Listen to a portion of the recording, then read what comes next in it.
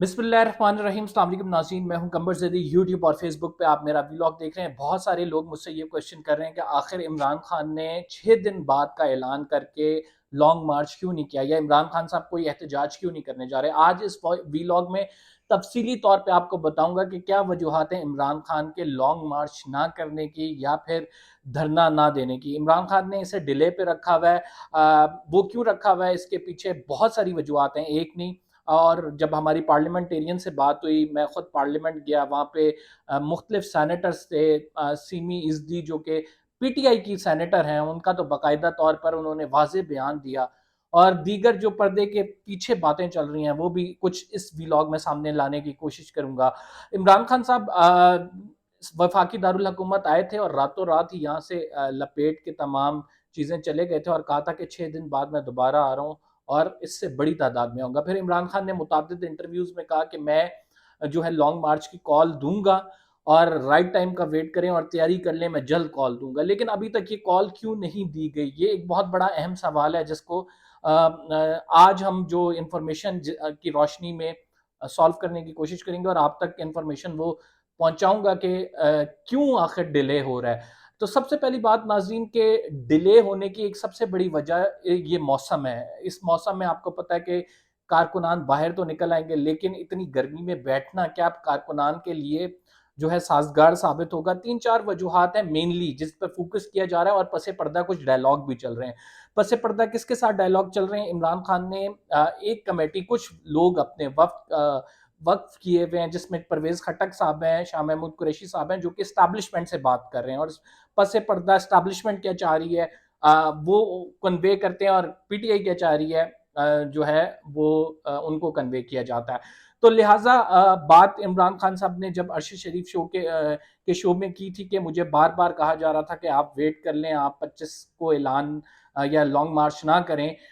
तो मैं मुझे इस वजह से मैंने वेट नहीं किया, क्योंकि मुझे बहुत ज़्यादा धोखे दिए गए हैं। अब मैं नहीं चाहता मजीद धोखे दिए जाएं, इस वजह से मैं मार्च लेके आ गया। लेकिन आपने देखा कि वो मार्च, इमरान खान साहब ने कहा कि उसमें हमने बहुत सारी गलतियां की और हमने इस मार्च से सीखना है। तो उस मार्च से सीखने के और गलतियों को दुरुस्त करने के लिए जो चीज़ें सामने आ रही हैं अब जो तहरीक इंसाफ में हो रही है, एक तो सबसे पहली बात है मौसम की बहुत बदतर सूरत हाल है। खुद पार्लियामेंटेरियंस ये हमें कहते नजर आए हैं, इतने इस मौसम में अगर हम लोगों को निकाल कर ले आएंगे, जून जुलाई का महीना है, लोग एक तो वहां पे बैठना मुश्किल हो जाएगा। दूसरी इंपॉर्टेंट चीज जो है, देखें ये सारा कुछ धरने एहतजाज ये स्पॉन्सर से होता है। जब आपके पास पार्टी में बड़े लोग ना हो, जैसे अलीम खान या जहांगीर तरीन या दीगर और लोग ना हो, तो बड़ा मुश्किल हो जाता है एहतजाज करना और इतने बड़े मैसिव लेवल पर एहतजाज को मैनेज करना। और जब आपको पता हो कि आपके खिलाफ मुकदमात भी बन रहे हैं, खुद शेख रशीद साहब ने कहा कि जो there is a face behind a case, Nadia Mirza को इंटरव्यू दिया था और उन्होंने कहा कि ये जो सब कुछ हुआ है ये खाली राना सनाउल्लाह के कहने पे नहीं हुआ, इसके पीछे और बहुत मुहर्रिकात हैं। और शेख रशीद साहब का जो इशारा है वो एक बड़ी शख्सियत की जानिब था, और शेख रशीद साहब कह रहे थे कि मैं एहतजाज करूंगा जब भी जनरल बाजवा से मिला के जो खवातीन और बच्चों पर जुल्म ज्यादती 25 मई को हुआ है वो नहीं होना चाहिए था। शेख रशीद साहब ये भी कहते नजर आए कि अब जो है हालात मुख्तलिफ तरफ जा रहे हैं, और अगर ना संभले तो इदारे जो हैं इसमें मुतनाज़ा बनते रहेंगे इसी तरह, और उनके लिए तबाही होगी। अलबत्ता ये इसका एक पहलू है कि गर्मी की वजह से मार्च डिले हो रहा है। दूसरा पहलू है स्पॉन्सर्स, यानी फाइनेंशियल जो है प्रोविजन इतनी ज़्यादा नहीं है। तीसरा सबसे इम्पोर्टेंट जो फैक्टर मैं समझता हूँ कि वो है कि पार्टी के अंदर से भी कुछ लोग, जैसे आपको पता है पंजाब से ज़्यादा लोग नहीं निकले हैं। शफकत महमूद को इसी वजह से हटा दिया गया और उनकी जगह जो है वो यास्मीन राशिद ने ले ली, और यही वजह था यास्मीन राशिद ने वहां डट के मुकाबला किया और शफकत महमूद साहब बिस्तर पर आराम फरमा रहे थे। तो लिहाजा पंजाब से जो निकलने की लोगों की शरह है वो भी इतनी नहीं है। तो अब इमरान खान साहब अपने जो पार्टी में कुछ इख्तलाफात हैं, कुछ टिकटों के मामले में थे, अब खैर जो लोटे फारिग हुए हैं उनकी जगह टिकटें दे दी गई हैं, तकरीबन 17 नाम आगे आए हैं। और इनमें मैं आपको बता देता हूँ इनकी तकसीम कैसे की गई है। इमरान खान साहब ने खुद इंटरव्यू किए हैं, 3 से ज़्यादा दफ़ा एक बंदे का इंटरव्यू किया और उसके बाद फिर टिकट अवार्ड किए गए हैं। और ये टिकट जो हैं जो ये अवार्ड किए गए हैं, इनमें देखा गया कि सियासी वाबस्तगी, सियासी खानदान और मेरिट सबसे पहले रखा गया कि ये اگر ہم اس کو اتاریں گے میدان میں تو جیت بھی جائے گا یا نہیں. اظہر مشفانی جو کہ عمران خان کی ٹیم کے سوشل میڈیا کے حوالے سے بڑے امپورٹنٹ بندے ہیں اور وہ پنجاب میں عثمان بزدار کے ساتھ بھی کام کر چکے ہیں, انہوں نے کہا تھا کہ وہ پی پی 167 سے ٹکٹ لے کے لڑیں گے, اور ہم یہ سوچ رہے تھے کہ نظریاتی کارکن کو عمران خان صاحب وہ جو ہے اتارنے کو تیار ہیں, لیکن عمران خان صاحب نے یکدم اپنی پالیسی بدلی اور ان لوگوں کو اب اتار رہے ہیں جو لوگ واقعی میدان میں پرفارم کر سکتے ہیں یا جن کی علاقے میں کچھ سے ہے. بالکل ہی نیولی فیس نہیں اتارا جا رہا. البتہ لاہور کے حوالے سے کچھ نظریاتی لوگوں کو ٹکٹ ملا ہے. اب دیکھتے ہیں خان صاحب کی یہ اسٹریٹجی کتنی عمل میں آتی ہے, کیونکہ خان صاحب یہ بھی دیکھ رہے ہیں کہ بائی پولز کا رزلٹ کیا ہوگا. میں اگر جلدی میں مارچ کی کال دے دیتا ہوں تو سپریم کورٹ کی واضح ہدایات ہیں کہ کیا اس سے حاصل حصول ہوگا, کیونکہ عمران خان صاحب ایک جگہ آ کر بیٹھ جائیں گے اور سپریم کورٹ نے کہا ہے کہ دیکھیں آپ H8 اور H9 کے درمیان جو میدان ہے وہاں پہ بیٹھ جائیں, اس سے آگے نہیں جا سکیں گے.